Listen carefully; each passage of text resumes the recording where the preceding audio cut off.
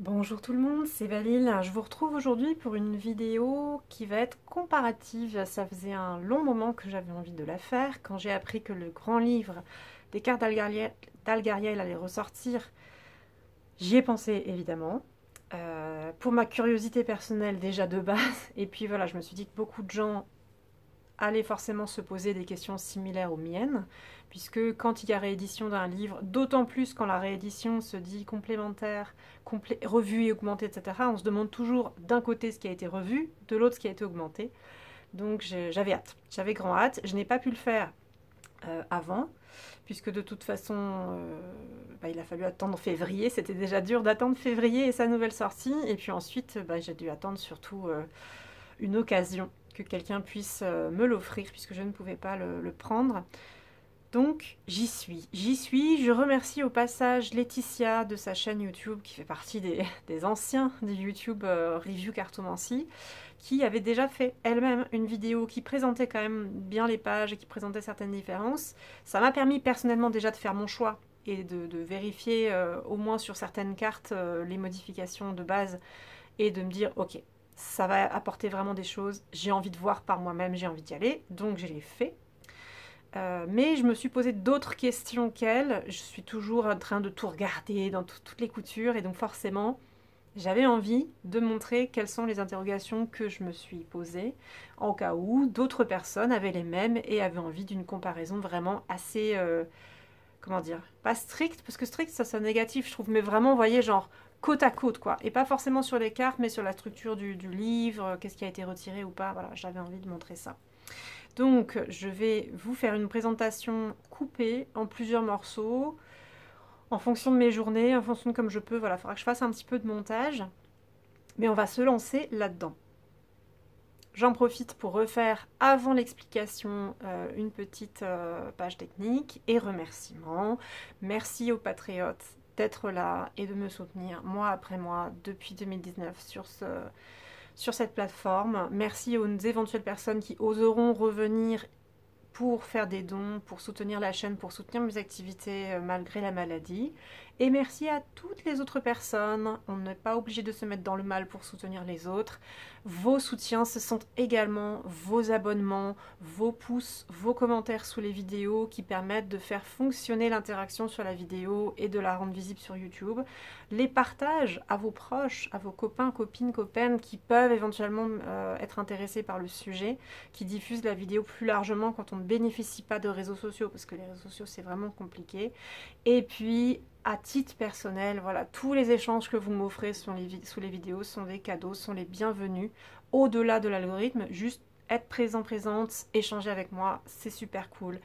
Merci beaucoup. Et je rappelle, l'algorithme de YouTube n'est pas parfait. Il y en a un minime, mais il y en a un aussi. Si vous n'activez pas la cloche, vous n'aurez pas toutes les notifications des vidéos. Donc je vous invite, au-delà de votre abonnement, si vous voulez vous abonner et ne rien rater, activez la cloche, donc toutes les notifications et pas juste certaines notifications. Cela vous aidera beaucoup. Voilà. Alors, parmi les choses que je voulais dire, petit préambule, je ne vais comparer donc que les livres, les deux livres complets accompagnant le jeu. Je ne peux pas comparer ni les cartes, ni le petit livret. Parce qu'en fait, il y a quand même un phénomène intéressant, je pense, c'est que dans l'écrin avec le jeu de cartes, comme dans l'ancien, les anciens d'ailleurs, il y avait bien un petit livret blanc. Et ce serait intéressant de voir également ce qui a été modifié dans le livret blanc. Mais ça, je ne peux pas le savoir, je ne l'ai pas vu, je ne l'ai pas eu en main.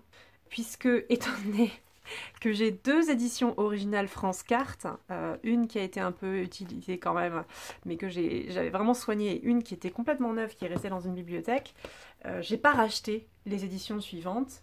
J'ai considéré que j'en avais pas besoin, j'étais juste intéressée par le livre, en fait, d'approfondissement des cartes.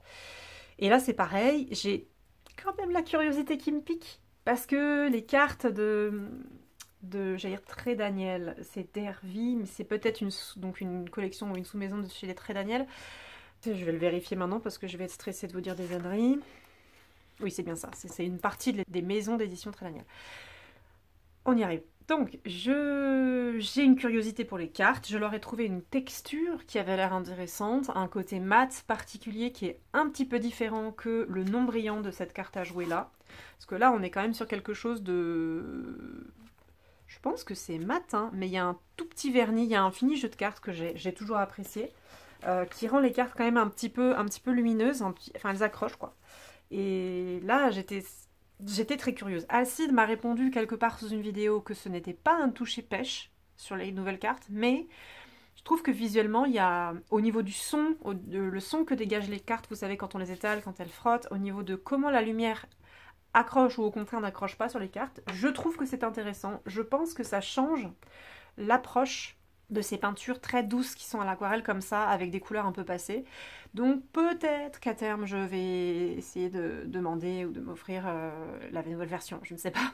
Mais je ne peux pas la comparer. Voilà, donc je suis désolée, je l'ai mentionné là parce que j'ai peur de, par la suite de la vidéo, me donner des informations un peu contradictoires ou laisser supposer des choses ou poser des questions auxquelles j'aurais pas la réponse. Donc autant que je le fasse en préambule, je ne pourrais parler vraiment que ici des deux grands livres.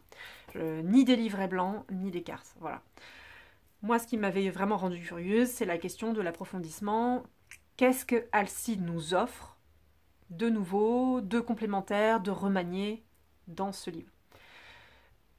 Ce qu'on peut dire d'un premier abord, déjà, c'est que donc Alcide a eu toute une épopée avec les cartes d'Algariel, qui ont maintenant 10 ans ou bientôt 10 ans. C'est que donc il a dû changer de maison d'édition, et ça a été assez long pour lui, et il a voulu revenir à un projet un peu différent. Il a voulu peut-être, ce sera à lui de le dire, et il a, si je me trompe pas, hein, il m'a bien répondu qu'il avait prévu lui-même de faire une vidéo, donc personnellement je serais hyper friande de tout ce qu'il pourra nous livrer sur sa chaîne YouTube, parce que j'ai envie d'en savoir plus sur ce qu'il a fait, pourquoi il a fait, etc. Donc, je suis toujours passionnée de connaître le pourquoi du comment. Donc je ne peux m'avancer que sur des choses assez minimes, hein. Là, le reste, ça appartient à Alcide et ce sera à lui de nous le dire. Mais voilà, il a quand même livré sur ses profils publics cette bataille d'édition pour récupérer ses droits et pour refaire le jeu, avec certaines insatisfactions qu'il voulait résoudre, et avec du coup l'envie de repartir à neuf sur ce jeu, qu'il a rendu plus proche de l'édition France Cartes, ce qui veut bien dire qu'il y avait quelque chose qui n'allait pas dans l'édition d'avant, et vis-à-vis du livre, il l'a repris, on le voit bien, hein, au niveau éditorial, je suppose qu'il a collaboré avec des maquettistes, avec des choses comme ça. Il a probablement dû donner son avis, et il y a une différence fondamentale entre ces deux choses. Ici, il y avait un choix d'aller vers de la couleur, avec quelque chose de moderne, avec des tripartitions. Je dis moderne parce que souvent on fonctionne en chiffre 3, en graphisme, etc. Il faut seulement une charte de 3 couleurs, ou il faut des choses équilibrées par 3. Bon, là ça me faisait penser à ça. C'est peut-être pas pour ça qu'ils l'ont fait, mais ça m'y faisait penser. Là, on est revenu sur un truc exceptionnellement traditionnel. Une seule couleur, un fond noir, qui rappelle par ailleurs la boîte originale, et qui rappelle aussi beaucoup de couvertures, de livres de cartomancie anciens. Anciens, je dis pas genre il y a des siècles, hein, genre des 20e quoi. La cartomancie spécifiquement française, avec des jeux de tradition, des jeux à symbolique. Ça me fait penser à ça. La police est également choisie, elle me fait penser à des choses comme ça. Est-ce que je l'ai sous la main? Pas forcément. Alors attendez. On n'est pas sur la même police, quoique celle-ci en majuscule, c'est peut-être la même, mais voyez, on est sur vraiment un fond noir et une carte ici. Donc c'est Robert Laffont, ça n'a rien à voir avec Dervy, mais des choses traditionnelles comme ça, françaises. J'ai pensé également à l'oracle G. Il me semble que l'oracle G, il avait soit un livre, soit quelque chose, soit une maquette de publicité de marketing qui avait aussi un fond noir.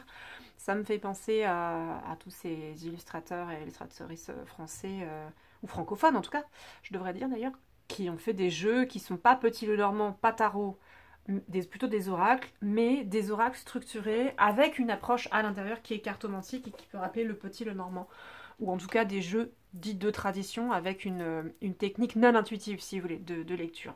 J'espère que je suis claire. Donc vraiment cette couverture, pour moi, elle a flashé. J'ai vu immédiatement ce retour éditorial à quelque chose de plus traditionnel. Ça m'a immédiatement rappelé l'esthétique, l'énergie, les choses qui avaient été consacrées, qui avaient été, comment dire, choisies, mises en avant pour France Cartes.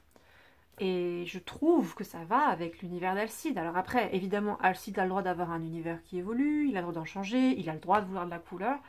mais dans sa façon de travailler, les entités avec lesquelles il travaille, ou ce qui se dégage de sa personne, ou de ses opinions, on va dire, spirituelles ou quoi, ça m'évoque ce côté tradit, en fait, tout simplement. Donc moi, j'étais très heureuse quand j'ai vu ça.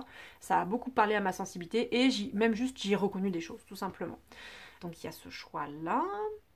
Très très sobre, mais j'aime bien, voilà, c'est classe. On me dira que noir, on peut pas faire plus simple, hein, mais bon, ça m'a plu.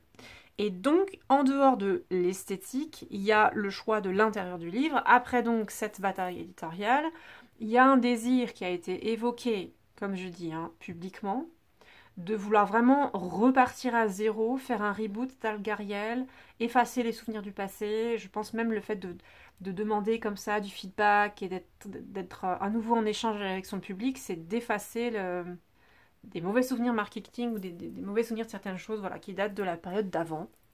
Repartir à zéro. Parmi ce repartir à zéro, donc, il refait le livre, il le réécrit. Il y a des changements qui ont l'air anodins, mais qui vont être très importants. Donc je vais essayer d'entrer là-dedans. Et je vais essayer d'expliquer un peu ce que j'en vois. Je vais aussi essayer de vérifier, oui, qu'on voit bien le sommaire ici. Donc, premiers éléments très simples.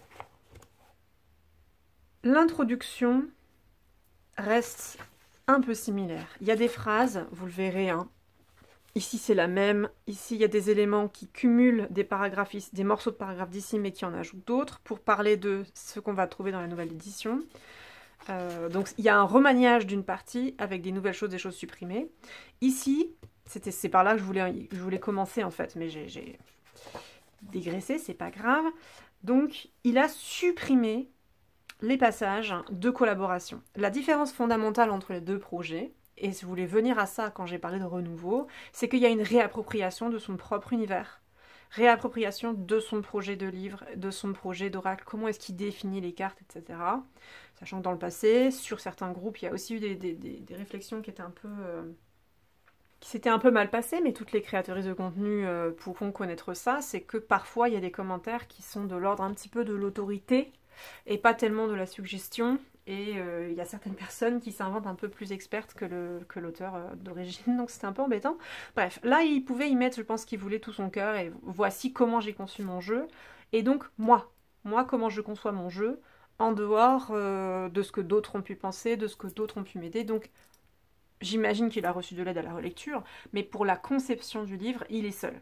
Il est seul, il est également seul pour les méthodes de tirage qui étaient déjà présentes dans la première édition. Ici, il avait collaboré, il y en avait, je crois, une ou deux qui venaient de lui, mais il y avait notamment moi et une ou deux autres personnes sur les tirages. Ça a été retiré. C'est exclusif à la première édition. Les tirages qui sont ici sont différents, et ce sont des tirages qui ont été écrits de sa main, avec en plus des exemples de tirages qui n'étaient pas le cas dans le premier livre, sachant que les exemples de tirages, c'est pareil, pour moi, ça appartient beaucoup à la tradition de l'édition plus traditionnelle des oracles et de la cartomancie. Il me manque un mot, mais c'est pas grave, je vais passer à la suite. Les exemples, c'est vraiment ce que j'ai vu dans ce genre d'ouvrage-là, beaucoup plus. Dans le Petit Lenormand, dans les ouvrages sur le tarot de Marseille, dans les ouvrages sur... Alors, est-ce que c'est un Béline que j'avais vu? Est-ce que c'était un autre? Vous voyez, des choses comme ça où on illustre. On illustre ce qu'on veut dire parce que c'est codifié, et donc on montre comment les cartes peuvent se cumuler les unes avec les autres, comment on écrit le sens. Et là, il a mis ça. Je pense que ça donnera beaucoup de richesse. Et donc, ce sont des nouvelles choses. Dans l'introduction, forcément, ce passage disparaît puisqu'il se reconcentre seul sur les cartes et comment il explique les cartes. Évidemment, on ne peut juste pas savoir qu'est-ce qui était à lui, qu'est-ce qui était de la collaboration dans le précédent, puisqu'il marquait pas après chaque paragraphe. Alors ça c'est moi, ça c'est machine, ça c'est moi, ça c'est machin. Donc on ne sait pas. Ça c'est moi, c'est un travail que j'aurais adoré voir pour voir en fait la différence de sensibilité des personnes dans le rapport à ce qu'il a créé, mais c'est un tout autre travail. Donc ici, on se recentre, il est tout seul, et donc il enlève ce passage de l'introduction. La préface était écrite par quelqu'un d'autre, donc elle est retirée. Dans le nouveau livre, à la place, on trouve une note sur le spiritisme, juste, voilà, une petite page ici, Mon Dieu, qui appellerait d'ailleurs énormément de discussions et de débats. C'est passionnant parce que moi je voudrais vérifier que ce qu'il a voulu dire en fait par certaines choses, parce que même si j'ai l'impression que ça veut dire une chose, je peux mal comprendre. Donc, ou peut-être qu'il a une façon de formuler que moi j'aurais pas adopté pour dire la même chose, donc je me questionne. Et puis ensuite il y a tout le débat sur la définition du spiritisme, comment on le conçoit, la question des risques. Vous le savez, je pense, le spiritisme c'est un sujet qui est hyper controversé, avec beaucoup de clichés et différents types de traditions. C'est-à-dire il y a une tradition de base, et il y a des gens qui pratiquent en pensant être attachés à une tradition, en fait c'est pas le cas. Donc il y aurait plein de choses à en dire. Bref, passionnant. Mais du coup, là, on a juste une petite note introductive. Par contre, ce que j'ai apprécié, à titre personnel, quand je vois la note sur le spiritisme, je retrouve enfin de la religiosité, entre guillemets, ou de la spiritualité. Ce qui avait été un peu effacé du précédent, hein. Il a quand même expliqué, je crois, quelque part comment les cartes lui étaient venues, les histoires de rêve ou pas, d'interagir avec des entités. Il avait déjà parlé, je crois, de son rapport avec le passeur.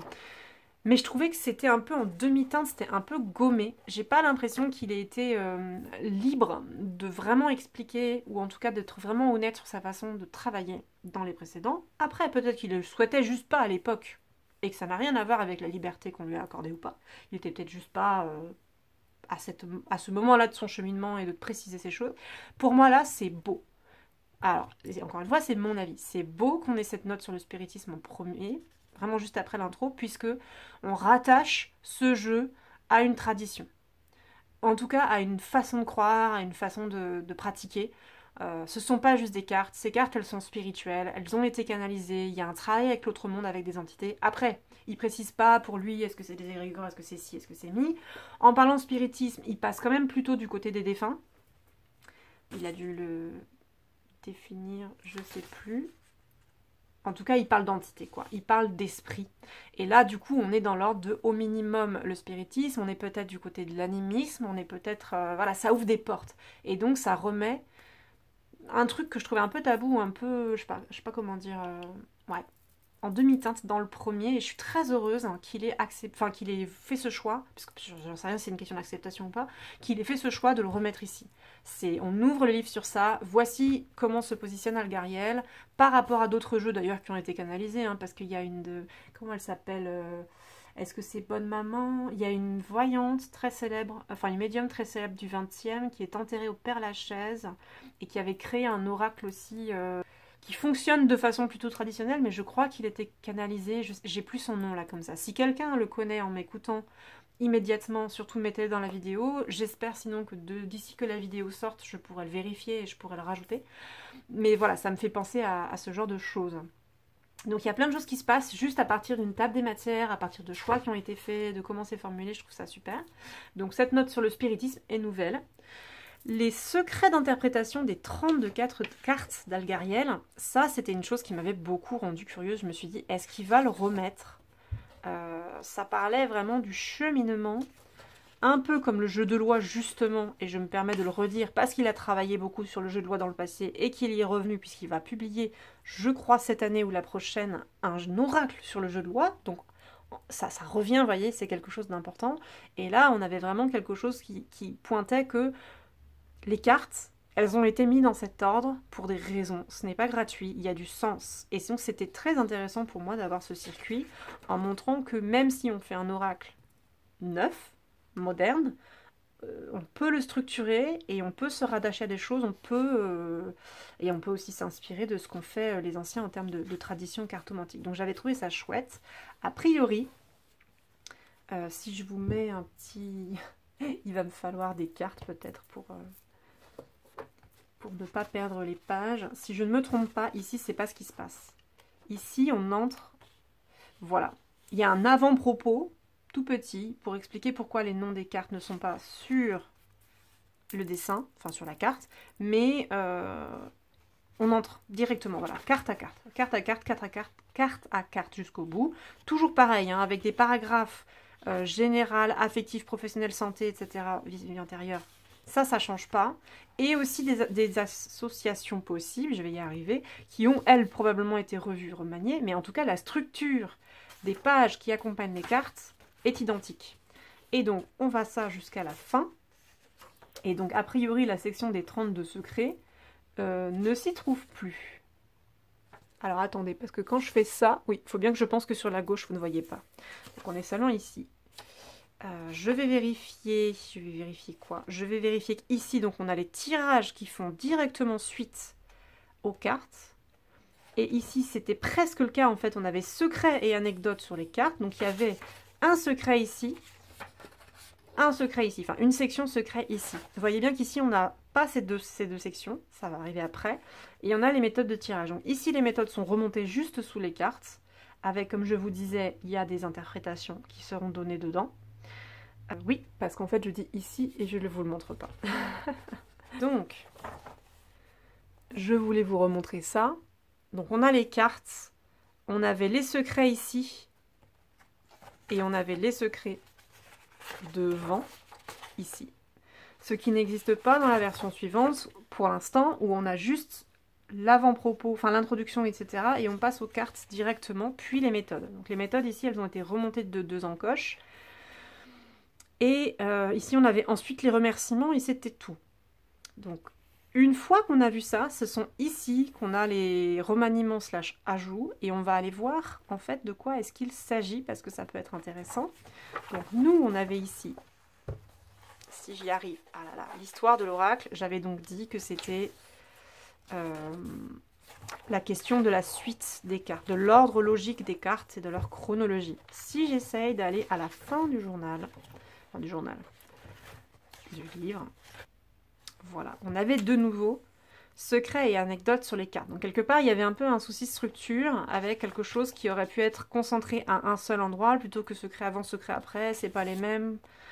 Voilà. Et donc on avait des anecdotes sur la tour, le voilier, le phare.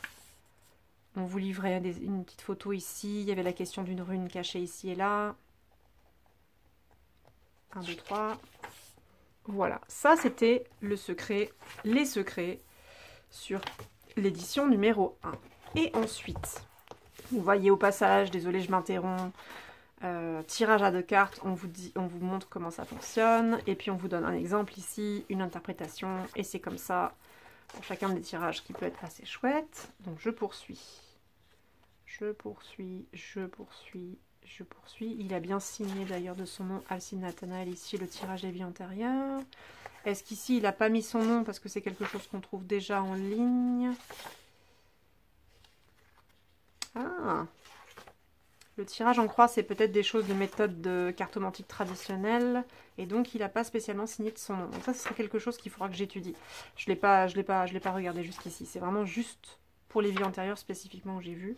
Pareil, la roue astrologique, c'est vrai que ça, je l'avais déjà vu dans d'autres ouvrages. Et le jeu de loi, voilà. Je vous avais dit, le jeu de loi, c'est très important pour lui. Là, il y a une méthode spéciale du jeu de loi et il l'a signé. Donc, ça aurait juste été peut-être intéressant de savoir quels étaient les endroits où il avait vu les autres méthodes de tirage. Si elles ne sont pas de lui, de savoir d'où il les tire. Peut-être un livre, justement, d'un autre oracle ou d'une autre cartomancie, ça aurait été chouette de faire le pont. Alors, ici, on a le secret. Je suis revenue à ma question de comparaison.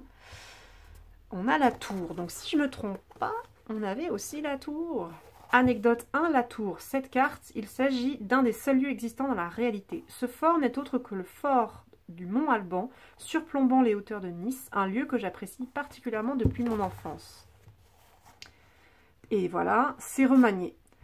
Il s'agit du fort du Mont Alban, surplombant les hauteurs de la colline éponyme entre Nice et la rade de Villefranche. Cette fortification militaire bâtie entre 1557 et 1560 est un lieu unique et hors du temps. En bon état de conservation, elle est l'un des rares témoignages d'architecture militaire du milieu du XVIe siècle. Donc il part sur l'explication historique de ce fort avec sa photo, plus que sur ce que ça lui a apporté lui. Ensuite on a le passeur. Alors là, c'est pas le même ordre. On va voir s'il y avait quand même le passeur dans l'ouvrage précédent. Chat noir, escalier, clé, espoir, énigme, énigme. Lettre et tunnel. Ah, donc vous voyez par exemple là la deuxième carte sur le passeur, le deuxième secret, ça n'y était pas. Mais il reformule bien quelque chose qui fait allusion en fait à l'introduction avec le fait que c'est par le passeur, que c'est par ce personnage, cette entité, que le jeu s'est ouvert à lui. Première carte qui a ensuite ouvert la porte à toutes les autres. Donc ça, il explique dans l'introduction et il met ici que il avait remplacé le rêve pour exister dans la matière sous la forme d'une simple aquarelle, mais qu'il ne l'a plus jamais revu en fait après. On a le casque. Donc je vérifie. Je pense que si je ne me trompe pas, il a fait tout dans l'ordre en fait. Oui, c'est ça. Donc, ce qui se passe dans la nouvelle édition, ce qui est très bien, en fait, il a structuré les secrets. Chaque carte a au moins une anecdote et un secret, et il en a donné une pour chaque. Donc, 1, 2, 3, etc. jusqu'à la fin du jeu. Et donc, chaque carte, quelque chose. Le casque, le gardien de la nuit, le train, l'accident, le pont. Je ne vous ai pas montré ici sur le côté. Ah oui, parce que moi, j'étais en train de lire ici. C'était coupé pour vous. Ah, je suis navrée. C'était pas dans le cadre. Décidément, faut que je fasse attention à ça. Là, normalement, vous voyez tout. Le soldat, l'escalier et ce clocher. Donc, nous, on avait le voilier. Je vais vous recentrer après. C'est pendant que je cherche, je vérifie. La vitalité, l'opéra et la corde. C'est où le voilier? Ah, je me suis trompée, le voilier? Ah non, voilà. Donc, ici, dans cette édition, on avait bien le voilier et le phare. Et donc dans la nouvelle édition, c'est juste que je me suis trompée, il fallait aller à la place 8 et 9, on a bien le voilier et le phare. Ces deux cartes sont liées et racontent l'histoire d'un voilier en pleine tempête, alors que l'ombre du désespoir se dessine. La lumière du phare vient transcender les ténèbres d'un ciel en fureur. L'espoir renaît. Et donc là, on a quelque chose de plus court, de beaucoup plus concis que celle de l'ancien livre, qui était un peu plus dans l'émotion et dans ce que ça peut nous apporter au sein d'un tirage. Alors, si je regarde ensuite, je passe mon temps à faire des avant-arrière, le chat noir par exemple. Visiblement, le chat noir, on n'a plus cette photo, donc on n'a plus les mêmes choses. Les différentes taches présentes autour du chat évoquent des entités. Certains y voient même le visage d'une étrange personne, pareidolie ou véritable apparition. Le mystère reste entier. Là, pour le chat noir, dans l'ancien phénomène, dans l'ancien volet, dans l'ancienne édition, on vous disait il y a deux secrets pour cette carte. Le premier est que si nous mettons la carte tête en bas et que nous cachons la moitié du chat, nous verrons un cadenas ouvert, symbole de la libération et de l'indépendance. Je m'en suis aperçue il y a peu de temps. Et le deuxième, c'est que la tache à gauche, à côté de la tête du chat, nous pouvons y voir un visage. Donc il avait mis un filtre en fait pour rendre l'image en négatif, pour montrer des choses par rapport au visage, etc. Mais vous voyez, du coup, c'est pas exactement les mêmes choses. Le coup du cadenas disparaît dans la nouvelle édition. Ici, on avait également l'escalier. Alors l'escalier, c'était là. Là, il a mis en rapport l'escalier et le clocher. Ces deux cartes sont liées. En réalité, l'escalier est un des accès à l'édifice religieux. Il permet de monter symboliquement, de s'élever symboliquement au plus près des sphères spirituelles. Et ici, il parlait simplement du bloc de pierre qui fait barrage aux marches de l'escalier, qui symbolise le fait que parfois nous nous bloquons nous-mêmes par peur de l'opportunité d'une évolution est juste devant nous. Donc vraiment ici on avait, je trouve, des significations qui étaient à la fois propres à la réalité des cartes, des choses derrière les cartes, les réalités matérielles, mais qui parlaient un peu de quoi en faire en interprétation. Ici, l'interprétation change, il a simplement rappelé ce lien entre le clocher et l'escalier. Sur la clé, par exemple, il a bien parlé du futarque, mais voyez, il a fait juste quelques lignes. Il dit qu'il s'agit de Féu. Ici, il parle du dieu Fray, donc peut-être que c'est parce que c'était pas important de parler de Fray comme dieu. Je ne sais pas. Mais il parlait bien, vous voyez, symbole du commencement des projets, de la création, de la force, de la prospérité, rune de l'énergie pure, de la connaissance. Là, on perd ça dans la question de la clé. Il a mis vraiment bétail, abondance et richesse. Donc, est-ce qu'il n'est plus d'accord avec les significations qu'il avait mis à l'origine?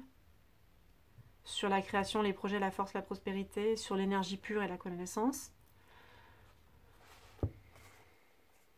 Je ne sais pas. Mais voyez, donc il y a quand même un changement en fait. Cette section-là, elle a tenté d'être gardée. Elle a été améliorée parce qu'il a mis plus de choses, c'est-à-dire que toutes les cartes ont quelque chose à savoir. Mais ce qu'il y a mis sur les cartes qui étaient déjà existantes, en fait, est différent. Et on a des images en plus. On a des images en moins, c'est-à-dire le chat, on a perdu l'image d'illustration. C'était la seule image? Attendez, je vérifie. Il y avait la rune Féhu, évidemment. Oui, voilà, il n'y avait qu'une image pour le chat. Là, en fait, il a mis des images pour d'autres choses. Le fort Vauban, la question de la chouette, le dessin ici, qui est le jeu de loi. Voilà, je retrouve mes mots. Et il a mis aussi ici, pour tout ce qui est architecture, inspiration, etc., il a mis des choses. Donc voici la section sur les secrets qui a été modifiée. Et je reviens à la table des matières. C'est tout ce qu'on avait. Voilà, avec des remerciements qui se complétaient, parce qu'il y avait des remerciements sur l'introduction. Et autre chose ici à la fin. Mais c'était tout. Alors que dans le nouveau, donc, en plus de cette section secret, qui ne comporte pas malgré tout l'introduction du jeu avec que moi j'avais trouvé chouette avec le parcours carte à carte, on a les tableaux. Et là, il a voulu travailler pour le coup en cartomancie traditionnelle, où il y a beaucoup d'hermétisme en fait dans les cartes traditionnelles. Je vais résumer, hein, parce que hermétisme, c'est un terme qui est très compliqué, enfin complexe on va dire, avec beaucoup de rattachements, de soubassements, d'interprétations, de traditions différentes. Je l'emploie de façon hyper simple, même un peu simpliste. À la fois, hermétisme, c'est la question de mettre des symboles cachés. Donc, les cartes d'Algariel avaient été conçues pour moi dès le départ comme ça, c'est-à-dire que, comme beaucoup de jeux français, francophones, traditionnels, les symboles ont beaucoup de poids. C'est pas forcément une question d'intuition, c'est une question de que représentent les cartes, quels sont les objets qui sont dessus et qu'est-ce qu'ils évoquent en termes de symbolique. Sachant que la symbolique, ça peut être très détaché de la réalité en fait de l'objet, là, de ce qui l'entoure. Ça peut ramener à des territoires beaucoup plus lointains. Donc, ce travail de symbolique, en fait, de codifier les significations avec une image. Ça, c'est un travail, j'ai l'impression, qui a beaucoup marqué Alcide. Dans l'oracle de Mercure, en tout cas la première version que j'avais, c'était également le cas. Il y a vraiment beaucoup de... Il a aimé l'alchimie, il a fait des recherches sur l'alchimie. L'hermétisme, je suis quasi sûre qu'il a également étudié. Il a étudié des choses qui sont chez les Grecs, je pense, donc qui sont antiques, mais il a dû étudier aussi de l'hermétisme plus moderne, etc. Vous voyez bien que l'alchimie, par exemple, c'est beaucoup plus récent que les choses antiques. En tout cas, quand on parle d'alchimie, on pense plutôt à notre période, nous, historique moderne, à partir de Nicolas Flamel, vous voyez, des choses comme ça. Et quelque part, il y a de l'hermétisme aussi dans les traditions franc-maçonnes. J'imagine qu'il connaît aussi un petit peu certaines traditions franc-maçonnes. Enfin, il y a plein de choses comme ça. Donc, hermétisme, ça couvre beaucoup de choses.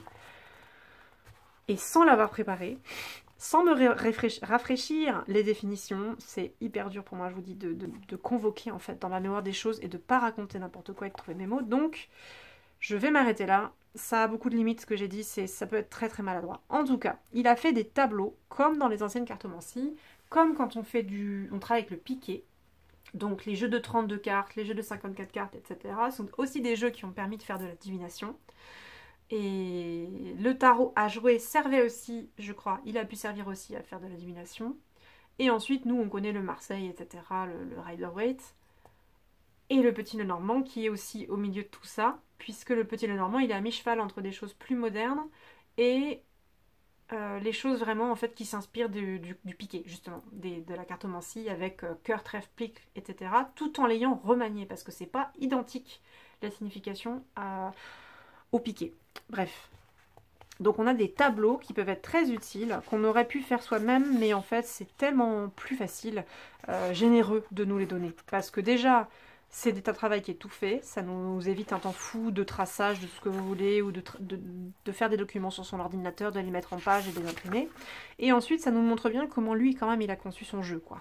Il y a un travail qui est précis, qui permet à la fois de dater pour certaines cartes, de décrire certaines personnes avec des métiers, avec des âges, avec certaines caractéristiques. Il y a des saisons sur certaines cartes. Et il a montré là par exemple le domaine professionnel, l'intégralité des cartes quand on veut travailler en professionnel, à quoi est-ce que ça peut se rattacher? Oui d'ailleurs ça ne va que jusqu'ici, pardon. À quoi est-ce qu'on peut se rattacher pour les domaines professionnels? Ici il a également fait les vies antérieures puisqu'il avait bien précisé dès l'entrée de son jeu que c'était un jeu qui permettrait de travailler sur les vies antérieures, qu'il avait créé un tirage pour faire ça et tout, que ça s'y prêtait. Et donc il a reprécisé vraiment... Voici des dates, voici des événements ou des notions, des types de personnages, des choses qui se rattachent aux cartes quand on veut savoir quand on croit et quand on veut travailler sur les vies antérieures. Donc ça, c'est quand même hyper complet. On peut aussi, évidemment, hein, je pense, y voir d'autres choses. On peut avoir ses propres codifications. On n'est pas enfermé à ce que l'auteur a prévu dans son jeu. Mais c'est bien, je trouve, c'est chouette d'avoir au moins une première matrice pour se donner une idée, quoi. Sachant qu'il y a des personnes qui feront beaucoup d'intuitifs et qui iront directement sur leur signification. Il y a des personnes qui vont le travailler comme une cartomancie stricte, donc ça a été conçu comme ça, je m'en sers comme un système, je change rien. Et il y a des personnes qui sont peut-être des débutantes, qui ne sauront pas convoquer leur intuition, qui ne sauront pas imaginer des lectures aussi même juste symboliques. Et donc là, ces personnes-là auront tout ce qu'il faut. Donc j'ai trouvé ça chouette, je m'étais même demandé est-ce qu'on n'aurait pas pu en avoir un peu plus sur le spirituel, sur l'émotionnel, sur... Parce que je vois bien en fait, quand je vois des lectures de cartes faites par Alcide dans ses vidéos, ou quand on voit la veille réfléchie à beaucoup de choses sur ces cartes. Et c'est beaucoup plus facile, entre guillemets, d'accès, de se rendre compte quand lui donne des exemples pour les personnes qui débutent ou pour les personnes qui ont du mal à travailler avec un système. Mais bon, bah... Voilà, hein, c'est déjà énorme en fait ce qu'il a donné là. Je m'étais juste demandé s'il en livrerait plus, sachant que, je le rappelle aussi pour les personnes qui ne le savent pas, Alcide a quand même une chaîne YouTube qu'il n'a pas effacée, je croise les doigts parce que c'était une excellente idée. Il avait commencé sur ses chaînes des vidéos en fait, détaillées. Des vidéos symboliques sur une série de cartes ou alors sur une carte en particulier sur Algariel. Et du coup, ça permettait encore bien au-delà du livret, au-delà de ces encadrés, de se dire qu'est-ce qui est représenté sur la carte, comment est-ce qu'on peut y voir, pareil, de voir comment lui a travaillé en symbolique, qu'est-ce que ça lui évoque, comment il le conçoit. Et du coup, c'est au-delà du livre. Il y a plein de choses dans le livre, mais il y a aussi des choses au-delà. S'il les laisse, j'espère qu'il les laissera, pour compléter. Donc voilà, il y a des portes d'entrée pour se glisser dans l'univers d'Algariel, dans le jeu, voir comment il fonctionne. Donc voici pour cette comparaison. Je suis allée un peu au-delà de la comparaison parce que j'ai donné mon avis sur certaines choses en disant ce que ça m'évoquait. Il y a une micro-bibliographie aussi à la fin et elle est un peu sèche. J'étais surprise en fait parce que je sais qu'Alcide a énormément réfléchi. Je sais qu'il a travaillé sur des tas de traditions différentes. Je vous dis, en hermétisme ou pas, en symbolisme, il a lu des choses un peu en numérologie. Donc, je suis étonnée que ça n'apparaisse pas plus là. Est-ce que c'est parce qu'il ne se rend pas compte du fait que en fait, c'est son background à lui qui nous intéresse et que c'est son background, mine de rien, qui l'influence pour faire certaines choses? Ou est-ce que c'est parce qu'au final, ces cartes à lui, il les voit vraiment par rapport à cet univers-là en particulier, par rapport même peut-être à certaines canalisations, et du coup, bah, elles viennent de cet univers et pas forcément d'un livre. Mais quand il a ses principes à lui peuvent transparaître dans certaines significations en fait. Alors, j'ai pas relu le nouveau livre, donc peut-être moins dans celle-ci, à vrai dire, c'est possible, hein. Mais selon comment on conçoit le spirituel, comment on le définit, en fait, comment on rédige, mine de rien, on voit d'où on vient, quoi. Et du coup, je m'étais dit que ça aurait probablement pu avoir plus de choses que ces deux noms. Même par rapport là, il cite l'oracle Spirit aux éditions Trajectoire. Est-ce que, vu qu'il avait glissé une note sur le spiritisme, je suis persuadée qu'Alcide, il est très loin de n'avoir lu que l'oracle Spirit aux éditions de Trajectoire sur ce sujet. Donc là, il fait une micro-note, mais ben, il aurait pu probablement renvoyer à autre chose. Des références, Kardec, même des livres plus modernes, hein, il n'y a pas de mal. Yéna, elle a parlé beaucoup de spiritisme, peut-être des chaînes YouTube, j'en sais rien. J'étais très très étonnée de ça. Mais bon, voilà, je vous le livre tel quel. Et donc là, on a les remerciements qui complètent... Attendez, j'ai une ânerie. J'allais dire qui complète l'introduction, mais en fait, dans l'introduction, il ne faisait peut-être pas les remerciements. Non, oui, c'est ça. L'introduction, elle est vraiment sur le jeu, en fait. Alors que dans la première édition, il y avait quelque chose au niveau de la collaboration. Donc, quelque part, il y avait un peu des remerciements au début. Là, c'est moi qui confonds. Les remerciements sont bien à la fin et uniquement à la fin. Et par rapport aux cartes à cartes, j'ai pas regardé. Est-ce qu'on se prendrait pas une de mes cartes fétiches? Mais en fait, je crois que je l'ai déjà passée, donc c'est pas grave. On va peut-être prendre le passeur en dédicace à Alcide et en dédicace au jeu pour montrer la différence entre les deux éditions en fait. Et d'ailleurs aussi, j'ai pas précisé, mais on a les cartes en noir et blanc en très grande page. Et ça, c'est assez agréable aussi pour... Quand on les tourne en fait, on les voit mieux que si c'était en petit. Et ça permet mieux de s'y retrouver, je trouvais, de faire des pauses. Moi, j'apprécie que ce soit du noir et blanc parce que j'ai pas forcément besoin de la couleur. Même si après, c'est vrai que quand on collectionne ou quoi, ou qu'on adore les illustrations, avoir l'illustration en plus grand, je comprends. Mais ce que j'aime ici, c'est la sobriété du livre, et je l'avais déjà dit. Moi, je suis aussi pour la sobriété énergétique. Et du coup, avoir un livre en noir et blanc, avec des pages qui ne sont pas glacées, avec du papier qui n'est pas blanchi, avec des illustrations en noir et blanc, etc. Pour moi, on gâche moins, on fait moins de pollution, moins d'encre compliquée, etc. Donc, ça me plaît bien. Par ailleurs, au niveau de la mise en page, je vais le reprendre aussi à ce niveau-là. J'aime beaucoup.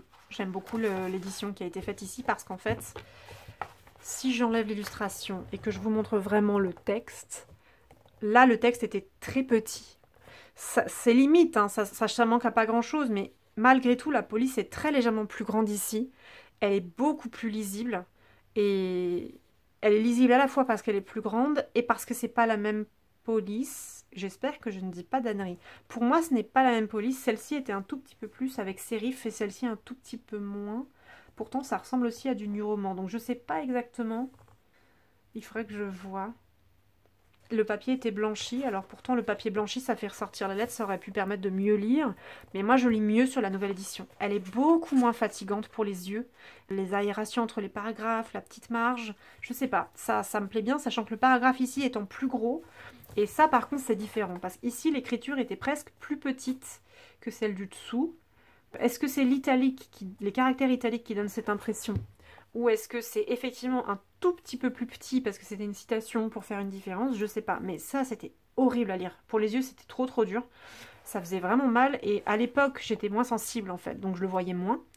Mais depuis que je suis malade et handicapée, notamment visuel et cognitif, ça, c'est rude, hein. Vraiment, c'est très rude. Et donc, le livre, grande surprise, la nouvelle édition est plus accessible pour moi.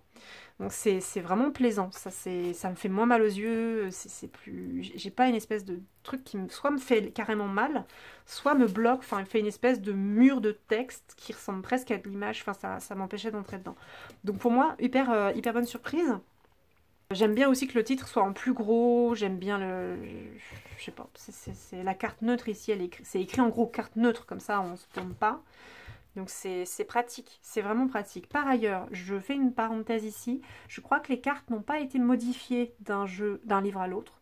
Le jeu est le même, donc il a gardé les mêmes positifs, négatifs sur toutes les cartes. Ça aurait été à vérifier, mais je crois que c'est le cas. C'est ce qui suit qui a changé. Le paragraphe ici, on voit bien qu'il n'est pas le même.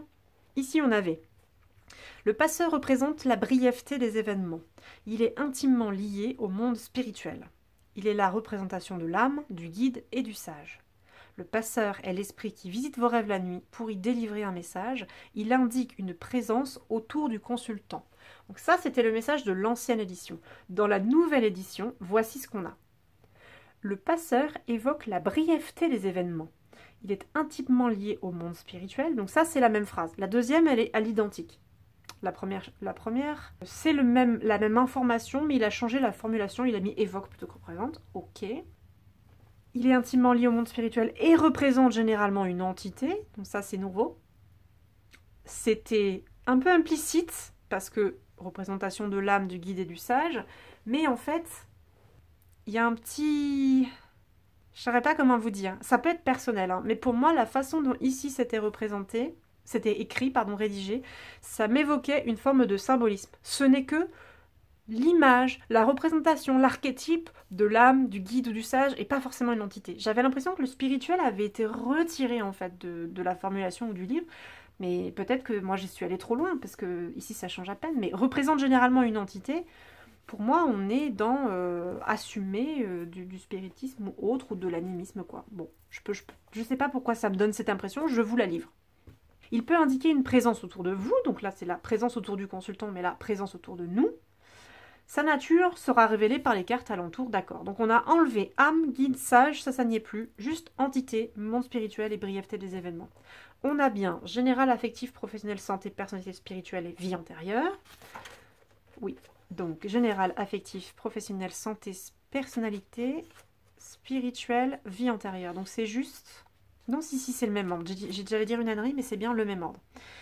Et donc, si on se prend par exemple le général, ici, c'était assez court dans l'ancienne édition. Solitude mal vécue, dépression ou fatigue partagère, 6 cartes négatives.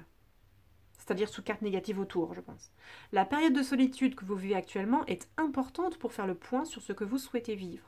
Vous recevez des messages importants de votre guide, ne les laissez pas passer. Nouvelle signification générale de la carte, voici. Cette carte évoque tout ce qui ne dure qu'un temps. Sa nature est donc neutre. Elle peut représenter la fin d'une situation négative, mais aussi celle d'un projet, d'une relation. Les cartes alentours seront décisives quant à la signification plus ou moins positive de cette lame. Dans un tirage, elle peut représenter un esprit défunt, une entité autour de vous ou dans un lieu. Cette carte se prête à des interprétations diverses suivant chaque situation. Donc là, le général est revenu vraiment général. On vous explique pourquoi c'est neutre ou pas, ou comment ça peut être influencé par le reste. Ça parle majoritairement de le rapport au temps. Ne dure qu'un temps. Le caractère bref ici est expliqué dans la carte majoritairement. Il n'y a plus du tout la solitude, il n'y a plus du tout la dépression. Rien à voir avec ça. Et on nous rappelle, ça peut être une entité. Dans l'affectif, qu'est-ce qu'on nous disait dans l'ancienne édition? Annonce une relation courte, brève, un amour sans lendemain et non réciproque. Si vous êtes célibataire, tournez-vous vers les cartes voisines pour connaître l'évolution possible de votre vie affective. Dans certains cas, cette carte peut symboliser un besoin d'éloignement vis-à-vis du relationnel. Dans la nouvelle édition, voici ce qu'on a. Entourée de cartes négatives, elle annonce une relation courte, brève, un amour sans lendemain. Donc là, au lieu d'avoir... Cette carte aura forcément une signification négative quand elle tombe dans l'affectif. C'est si elle est entourée de cartes négatives, elle annoncera une relation courte, brève, sans lendemain. Si vous êtes célibataire et qu'elle est accompagnée de cartes positives, elle déclare la fin de cette période. Tournez-vous vers les cartes voisines pour en apprendre davantage sur l'évolution de votre vie affective.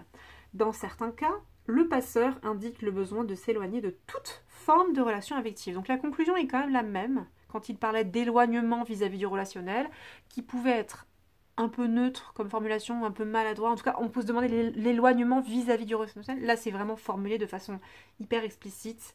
Il n'y a pas d'ambiguïté, on comprend. S'éloigner de toute forme de relation affective parce qu'on n'est pas prêt ou je ne sais quoi. Je trouve, à titre personnel, qu'il insiste beaucoup plus dans cette édition sur le côté systémique de ces cartes. C'est un système. Aucune carte ne se lit seule, elle se lit avec ce qu'il y a autour. Je trouve ça très intéressant. Il le rappelle un peu à chaque paragraphe, là, donc c'est intéressant.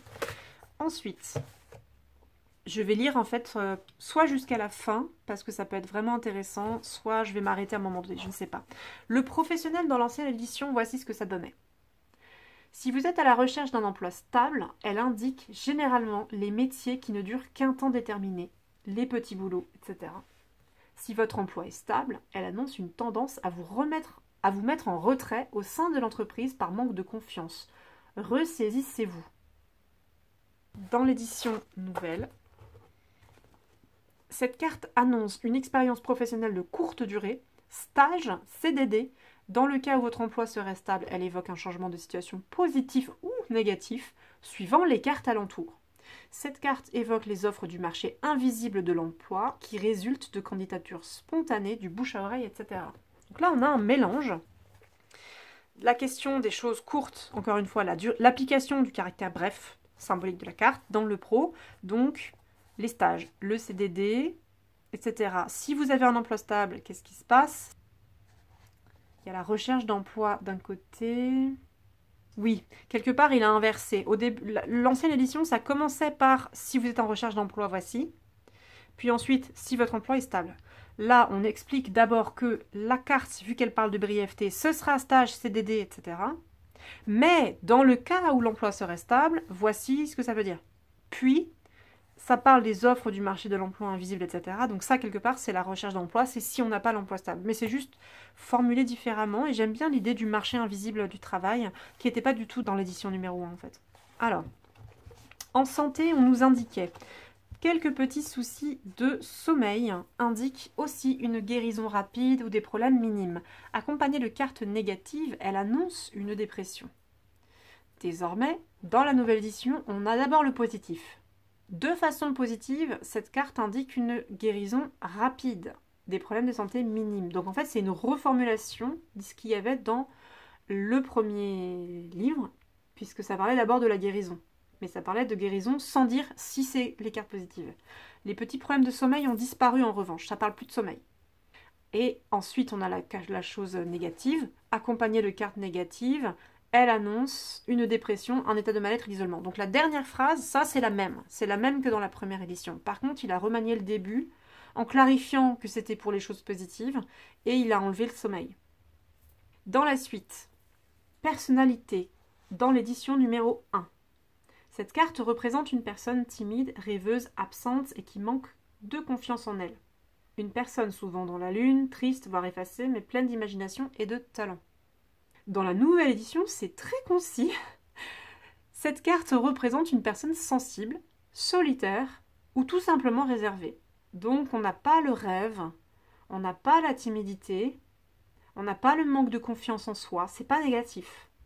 On n'a pas non plus le dans la lune, on n'a pas la tristesse, on a éventuellement, plutôt que effacé, on a réservé, et on n'a pas l'imagination et les talents.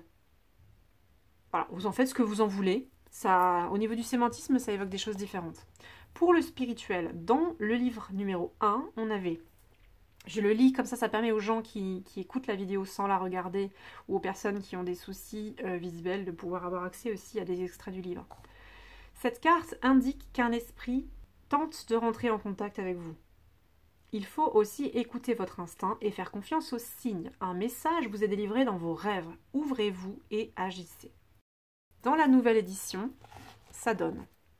Cette lame indique une présence autour de vous. La nature de celle-ci peut être révélée par les cartes alentour. Il peut s'agir d'un défunt, d'un ancêtre ou d'une visite moins amicale si elle est entourée de cartes négatives. Soyez attentifs aux signes et à l'écoute de vos ressentis. Donc, quelle est la différence entre ces deux choses?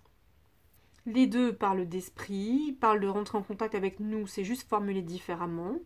On nous dit bien que ce sont les cartes autour qui vont préciser la nature de cette entité spirituelle. Sans ça, c'est ni négatif ni positif, on ne sait pas. Il y a deux exemples d'entités défunts ou ancêtres, mais ça peut aussi être autre chose malgré tout si c'est négatif.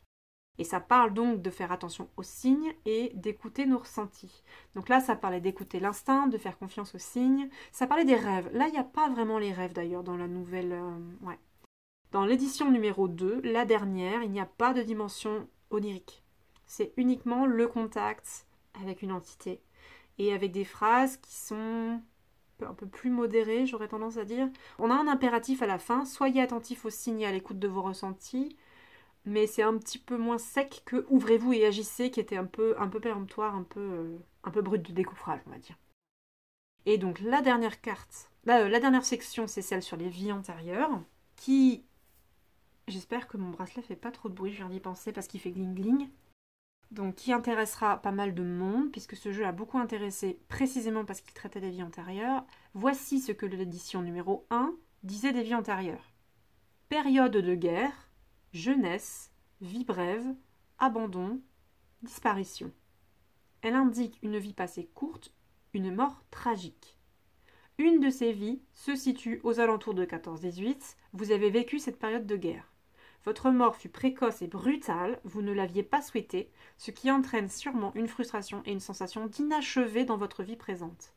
Prenez le temps de faire les choses, ne soyez pas pressés, vous êtes dans une nouvelle vie et vous aurez le temps de terminer ce que vous avez à faire. Dans la nouvelle édition, voici ce qu'on a. De 1914 à 1918 ou de 1939 à 1945. Donc là, on a l'apparition de la Seconde Guerre mondiale en plus de la Première. Même si, vu que le livre numéro 1 parle de période de guerre, en fait, ça peut inclure toutes les périodes de guerre, notamment 14-18. Mais là, il a carrément inclus directement la Seconde aussi. Première Guerre mondiale, Seconde Guerre mondiale et sans limite chronologique, jeune personne, vie éphémère, disparition tragique. Donc grosso modo, on a les mêmes informations que dans le livre 1. On a la jeunesse, on a la vie brève, on a la disparition tragique. Il n'y a juste pas l'abandon ici. Donc je reprends la lecture. Elle indique une vie de courte durée, une mort tragique, accidentelle ou de causes diverses. Donc là, il reprend la mort tragique dans une autre formulation, parce qu'il y avait déjà disparition tragique au-dessus, ça se répète un tout petit peu. Accidentelle ou causes diverses, ouais, c'est varié. Donc il essaye de préciser, mais ce sont encore des généralités de situation pour s'appliquer à beaucoup de cas, je pense. Je reprends. L'une de ces vies se situe probablement aux alentours de la période 1914-1918. Voilà, donc il reformule la phrase du livret 1. en écrivant la date en entier. Votre mort fut précoce et brutale et vous ne l'aviez pas souhaité, ce qui entraîne sûrement une frustration et une sensation d'inachevé dans votre vie présente. Donc ça, c'est la même phrase qui est gardée telle qu'elle. Pareil pour la suite, prenez le temps de faire les choses, ne soyez pas pressés, etc. C'est la même chose, vous êtes dans une nouvelle vie, c'est la même chose, vous aurez le temps de terminer ce que vous avez à faire. Ici, c'est écrit dans la nouvelle édition, vous aurez le temps de terminer ce que vous avez à accomplir. Mais c'est la même chose. Donc, on voit comment il a remanié certaines choses, gardé les informations, parfois supprimé certaines. Donc, je ne le ferai pas évidemment, mais ça mérite sur chacune des cartes vraiment de se pencher dans la comparaison et de voir quelles sont les dimensions qui ont été supprimées. Pour les personnes par exemple qui connaissaient par cœur le jeu d'Algariel, parce que je sais qu'il y a des personnes qui ne tirent vraiment que avec ça ou majoritairement avec ça, c'est leur jeu fétiche et c'est leur jeu à tout faire, c'est leur couteau suisse comme on dit souvent dans le milieu.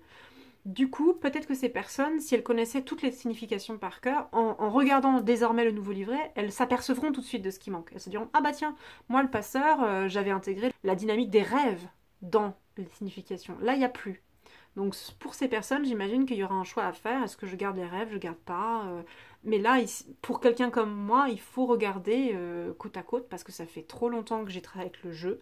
Je ne connaissais pas les significations par cœur. D'autant moins que je travaillais en intuitif. Et ensuite, surtout depuis que je suis donc tombée malade et que j'ai perdu la mémoire, je ne sais pas, je ne sais plus. Donc je repars un peu à zéro avec le livre comme un débutant, tout simplement. Donc moi j'ai besoin de faire ce va-et-vient. Et ce sera, moi je trouve, personnellement, ce sera passionnant de tout comparer par rapport à l'ancienne édition. Juste pour vous donner une idée, au niveau des associations. Donc, sur la fin de la page précédente dans l'édition 1, on avait en première association passeur plus train. Ça a été modifié dans la 2 parce que c'est passeur plus train ou passeur plus voilier. Déplacement de courte durée, futilité. C'est tout ce qu'on a. Dans l'édition numéro 1, ça disait que passeur plus train, ça renforçait la signification de la carte. Et c'est tout ce qu'on avait en fait. Donc il y a effectivement là je pense les associations qui vont être profondément revues. On va voir si je me trompe ou pas. Je ne suis pas sûre de pouvoir faire apparaître les deux éditions en même temps. Là, ici, on est à gauche dans l'ancienne édition, à droite en bas dans la nouvelle édition. Passeur plus gardien de la nuit, mauvaise influence énergie autour du consultant. Dans l'édition numéro 2, passeur plus gardien, mauvaise influence autour de vous. Donc ça, c'est conservé. Première édition, passeur plus pont ou passeur plus corde, connexion établie entre le monde physique et spirituel. Deuxième édition, passeur plus pont ou passeur plus corde ou même passeur plus pendule, communication entre le monde physique et spirituel, connexion et lien spirituel. Donc c'est la même idée, mais c'est reformulé un tout petit peu différemment et il y a aussi l'association du passeur plus pendule. Donc il y a un ajout. Après, je regarde si en fait c'était écrit simplement plus bas mais que ça a été déplacé. Non, il n'y avait pas... Ah si, en bas il n'y avait pas... Vous voyez, dans la première édition, si je regarde en anticipé, j'ai regardé si c'était en fait par ordre alphabétique et s'il y avait passeur plus pendule à un autre endroit. Et effectivement, c'est le cas, c'était la dernière association de page 31. Passeur plus pendule, c'était harmonie avec les énergies de la nature. Et ça n'est pas le cas. Passeur plus pendule, désormais, c'est aussi connexion physique spirituelle. Connexion et lien spirituel. Donc ça, c'est intéressant. Dans l'ancienne édition, on avait passeur plus lettre ou passeur plus présage, communication et message de l'au-delà. Ici, c'est pareil. Je regarde la suite. Rupture violente, passeur plus accident ou passeur plus repos éternel. Là, passeur plus accident, passeur plus repos éternel, c'est plus neutre. Il a neutralisé le discours, il est sur arrêt définitif. Et ensuite, c'est à nous de voir dans quelle situation ça s'applique. On n'a pas la violence, on a juste la fin d'un cycle. Et donc, on a arrêt définitif. Ok. Pour la suivante, passeur plus espoir, rupture amoureuse, suivant les cartes, fin d'une mauvaise période. Donc, ici, dans l'édition 2, Alcide a modifié ça. Le passeur plus l'espoir, c'est juste un changement favorable. Donc là, on voit que soit il a changé d'avis, soit ce n'était pas son interprétation des cartes, et donc ça a été modifié. Il n'y a plus de rapport négatif. Parce que justement, si c'est avec l'espoir, c'est juste un changement. Il n'y a pas de rapport à uniquement l'amour. Et il n'y a pas de fin de mauvaise période. Ça, je pense que c'est parce que ça se répétait. Vu que l'arrêt définitif, c'est dans Passeur plus accident ou Passeur plus repos d'éternel, probablement que la fin d'un cycle, c'est plutôt ça. C'est plutôt ce qui est au-dessus. Et donc, ce ne sera pas la mauvaise période, ce ne sera pas Passeur plus espoir. Vous voyez, il y a un remaniement des choses pour éviter les contradictions dans les cartes ou les répétitions, à mon avis, dans ce qu'il a fait. Passeur plus travail. Dans l'ancienne édition, on avait licenciement et démission. Dans la nouvelle édition, on a hésitation dans le domaine professionnel et reconversion. Donc vous voyez, on est passé de quelque chose de profondément négatif à quelque chose de beaucoup plus neutre ici également.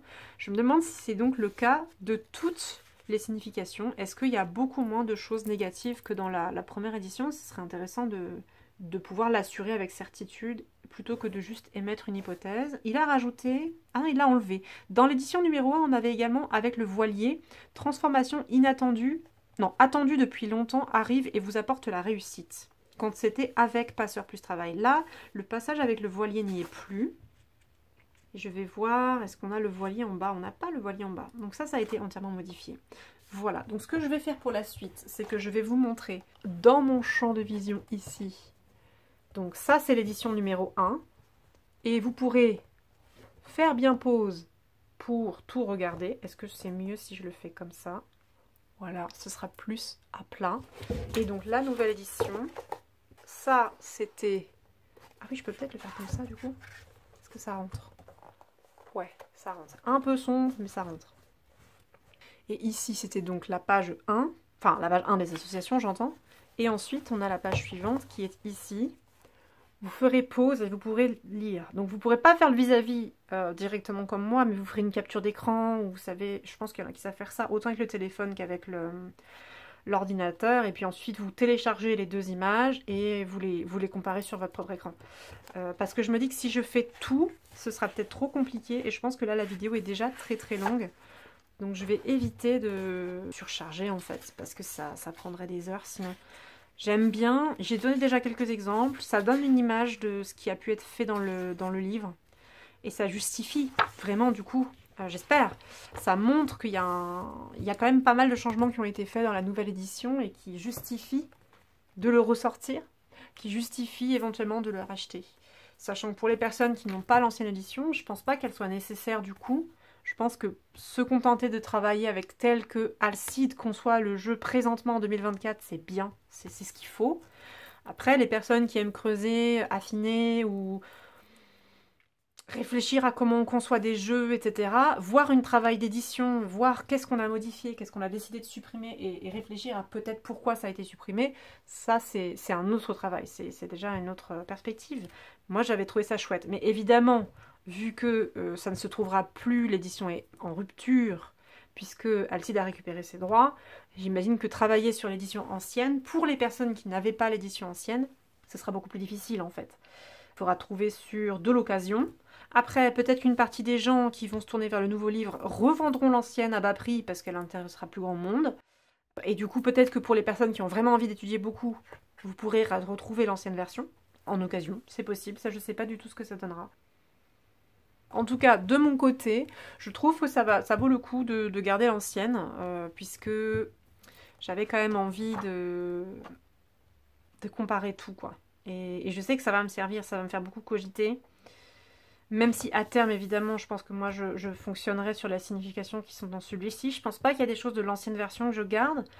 Bon, comme dit, j'ai vraiment envie d'y réfléchir beaucoup. Il y a aussi, moi, j'étais attachée, je pense que vous l'avez senti, hein, j'étais attachée à l'introduction ou préface, ou je sais plus comment on appelle ça, de ce livre-là, avec les secrets de la suite du 1 jusqu'au 32 cartes.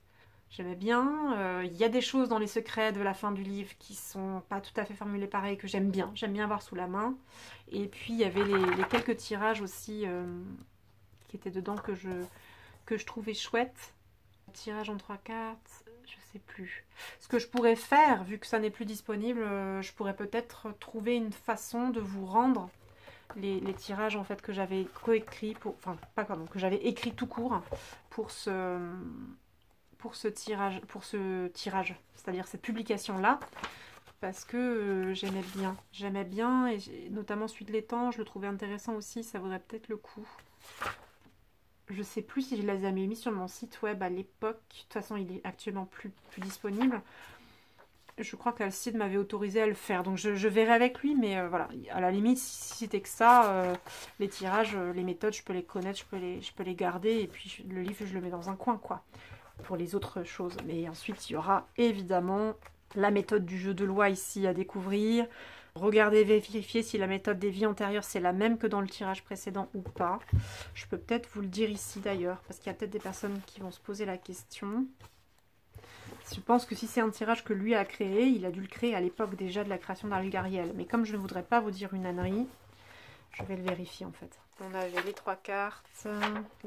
Pareil, la pyramide des inspirations. Ah non, des incarnations, donc ça c'est autre chose. Ah bah non. Ah mais il n'y avait pas le tirage... Ah, peut-être qu'il l'a mis dans le Mercure. Pourquoi j'ai l'impression de l'avoir déjà vu? C'est drôle ça. C'est drôle. Écoutez, voyez, j'ai même carrément inventé quelque chose. J'étais persuadée que le tirage des vies antérieures, Alcide l'avait déjà publié ailleurs. Soit dans le livre précédent, soit ailleurs. J'ai l'impression de l'avoir déjà vu, mais au final, je fabule peut-être complètement. Donc c'est rigolo ça. Et la petite pyramide, il était peut-être dans l'oracle de Mercure, je suis pas sûre. Puis j'ai l'oracle de Mercure première édition en plus. Donc ça aussi, c'est quelque chose qui m'intéresserait beaucoup de comparer les 2 éditions de Mercure, mais je ne peux pas le faire, je ne l'ai pas. Voilà, écoutez, je vais m'arrêter là pour aujourd'hui. Merci aux personnes qui sont allées jusqu'à la fin de la vidéo. Si vous avez des questions précises sur le contenu du jeu, s'il y a une carte en particulier que vous voulez comparer, ou si je sais pas... Je n'arrive pas à projeter là, mais si jamais il y a une question que vous vous posez sur une différence entre les 2 éditions, n'hésitez pas à me demander, je vous répondrai avec plaisir, évidemment en temps et en heure quand j'en ai la possibilité, mais c'est tout à fait possible pour les curieux, les curieuses comme moi qui aiment un peu tout comparer, qui ont envie de l'acheter ou de se faire un avis précis sur un point. Et puis j'espère que je reprendrai aussi des choses avec les cartes d'Algariel, mais je sais pas si publiquement j'oserais. J'oserais peut-être pas, mais ça fait un moment que j'avais envie de retravailler avec Algariel, donc je suis ravie de ce livre. Ce qui est sûr, c'est que dans mes pratiques personnelles, ça va revenir là dès maintenant, dès aujourd'hui. Mais pour vous, pour la suite, je ne sais pas. À moins que vous ayez des questions ou des envies, ou vous ayez des choses que vous ayez envie de voir sur les cartes d'Algariel, ça aussi, ça peut être quelque chose, n'hésitez pas. Si vous avez des questions sur la qualité ou la matière, parce que vous êtes curieux de France Cartes et pas de la nouvelle édition, parce que la nouvelle édition, je ne l'ai pas, je ne sais pas... Comme vous voulez, quoi. Il y a tout qui est possible. De toute façon, en fonction des questions qui sont adressées, c'est toujours déterminant pour les contenus qui suivent. Voilà. Je vous souhaite à tous et à toutes une excellente fin de journée, de week-end, de semaine, je ne sais pas, de mois, en fonction de la période à laquelle vous verrez cette vidéo. Merci encore d'avoir écouté et de suivre la chaîne. Je vous serai très reconnaissant pour tous les retours que vous auriez à partager.